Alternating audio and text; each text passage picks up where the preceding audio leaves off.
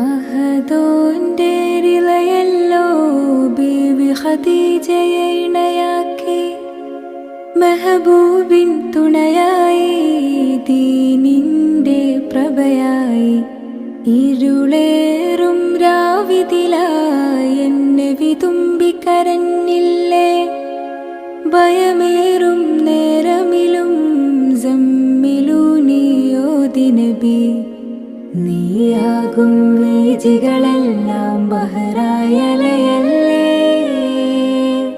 സ്നേഹത്തിൻ നിറകുടമേന്തി സുറൂറായി ചേർന്നില്ലേ. ത്യാഗം പേറും നേരം ചേർന്നോരം